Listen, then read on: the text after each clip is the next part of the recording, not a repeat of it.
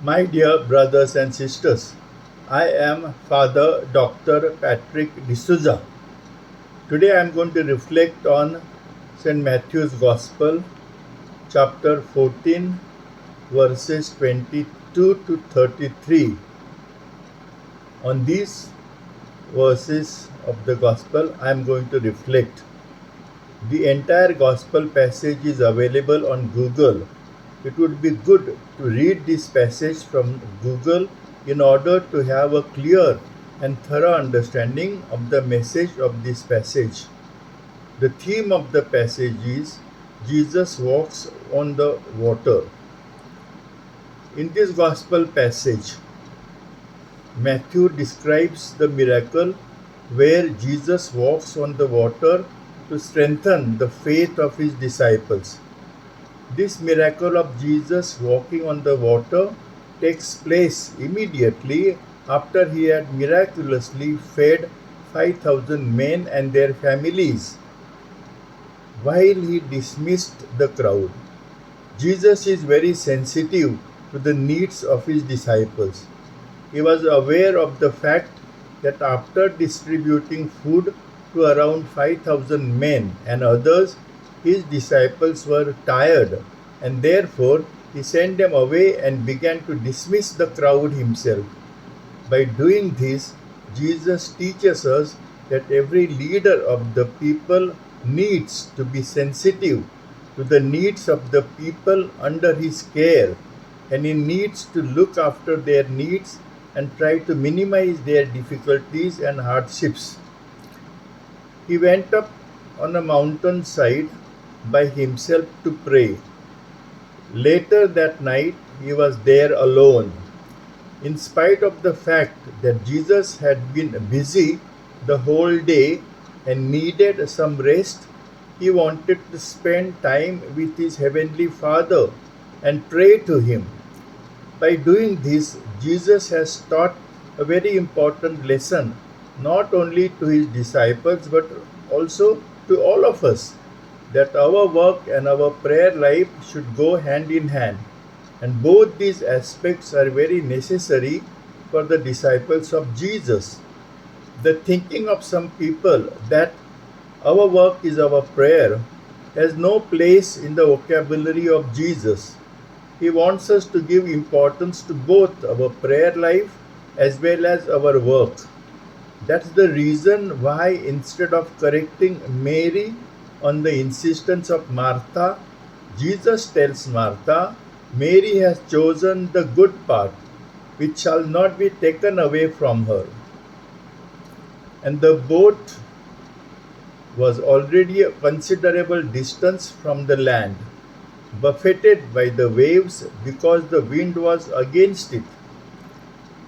The boat here is the symbol of the disciples, and in the wider sense, it symbolizes all of us and the world also.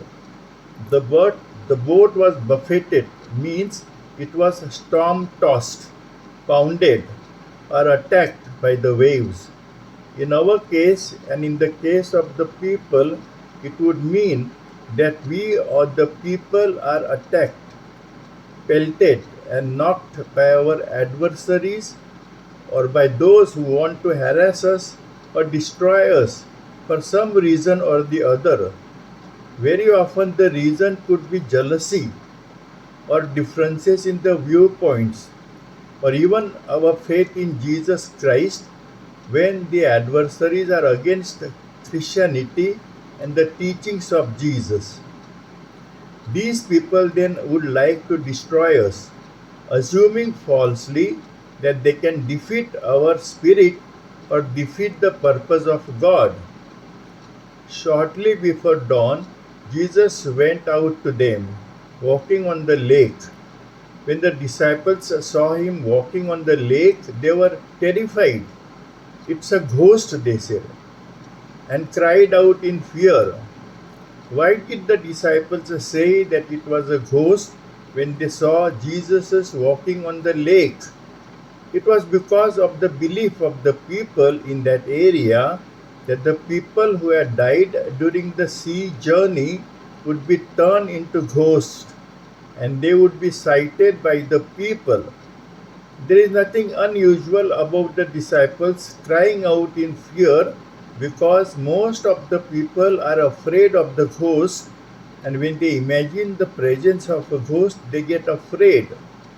But Jesus immediately said to them, "Take courage, it is I. Don't be afraid." Jesus was quite quick to reply and assure them that they had nothing to fear since he was there to protect them. This assurance of Jesus assures us also that whenever we turn to him in distress or in our difficulties and cry out to him for help, he will always be there for us to help us face and deal with our difficulties, trials, and tribulations. We need to have faith in the assurance of Jesus that he will always be at our side whenever we need him and ask for his help. "Lord, if it is you," Peter replied, "let me to come to you on the water." It appears here that Peter wanted to test Jesus to make sure that it was Jesus himself who was talking to him. Therefore he tells him, "Lord, if it is you, tell me to come to you on the water." There is nothing wrong in this because Peter had not realized that it was Jesus who was talking to him. So he wanted to be sure that it was Jesus himself talking to him. Peter's case is the same as that of Thomas, who had said, "Unless I see the nail marks in his hands, put my finger into the place where the nails were, and put my hand into his side, I refuse to believe it." Both of them believed in Jesus, but both wanted to be 100% sure about what they believed. In fact, their faith became stronger after they got what they wanted, and then they were ready to surrender totally to the Lord. St. Peter was one of the 12 apostles of Jesus and one of the first leaders of the early church, considered to be the first pope, and was crucified in Rome under Emperor Nero between AD 64 and 68. And he requested that he be crucified not like Jesus, but upside down, and it was accepted. And St. Thomas the apostle ministered in India and was martyred in India.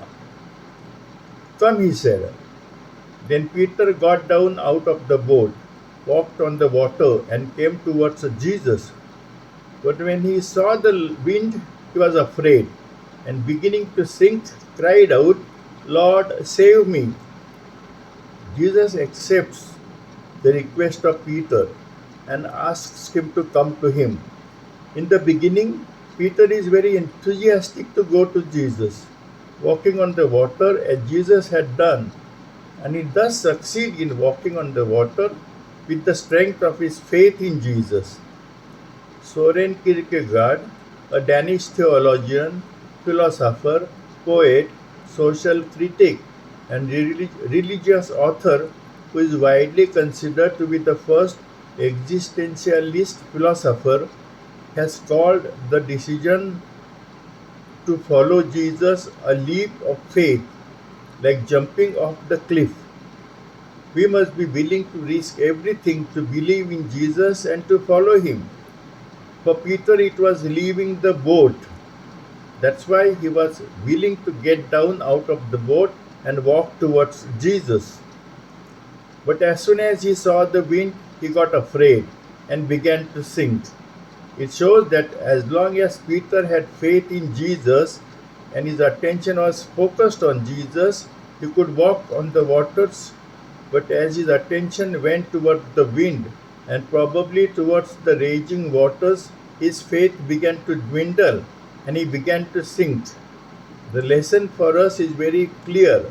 As long as we focus our attention to Jesus and have faith in Jesus and his power to save us, we remain strong. But as soon as our focus goes away from Jesus and we begin to look at other things or persons, our faith dwindles and we begin to sink. We begin to have self-doubt, doubts about God, doubts about the promise made by Jesus that He would be with us all the time, doubts about our faith in Jesus, and then we begin to drift away from God and His kingdom, resulting in the feeling of fear, emptiness, helplessness, and meaninglessness. So, in order to remain strong in our faith, says the writer of the letter to the Hebrews, we need to look only to Jesus, the one who began our faith and who makes it perfect. Lord, save me. In his fear and despair, Peter called out to Jesus, Lord, save me. And Jesus promptly responded. Immediately, Jesus reached out his hand and caught him. You of little faith, he said, why did you doubt? Jesus is always prompt in responding to the plea of his disciples, especially when they have tremendous faith in him. And in such a great faith, they cry out to him for help. But when we doubt our faith, Jesus is also quick to rebuke us, as he rebuked Peter, saying, You of little faith, why do you doubt? That Jesus wants to give us a clear message that we should never doubt about Jesus, about his promise of helping us in our difficulties, and about his power to save us and to help us in any situation. Jesus wants us to believe that he will always come to us in the storms of life, that is, whenever we are in difficulties and cry to him for help, he will come to help us. We need to believe in the words of Jesus to Isaiah. When you pass through the waters, I will be with you. And when you pass through the rivers, they will not sweep over you. This is the promise that God had made to the prophet Isaiah. But we must realize that God will decide when to step in and rescue us when we are in difficulties. We cannot decide the timing of the help from God, and we cannot decide the type of help God should give us.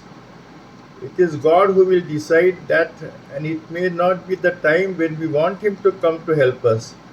Jesus made this point very clear when he walked to them to rescue them until after the boat was as far from land as possible, and not before that. By that time, the disciples had begun feeling helpless and hopeless. We may have the same experience before Jesus steps in to help us in our difficulties. As soon as Jesus climbed the boat, the wind died down, prompting the disciples to proclaim, Truly you are the Son of God.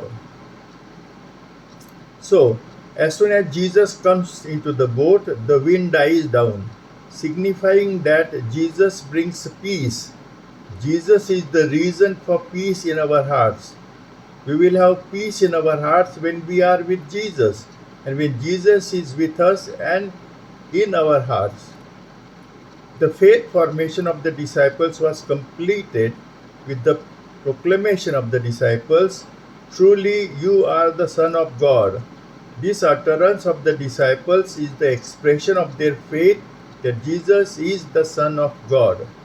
The miracle of Jesus about walking on the waters, therefore, was to strengthen the faith of his disciples so that they may become strong in faith and will be ready to carry forward his mission after his death and resurrection, and be ready to bear any hardships and even to face death, as some of the disciples did eventually die for the sake of Jesus while preaching the good news of his kingdom.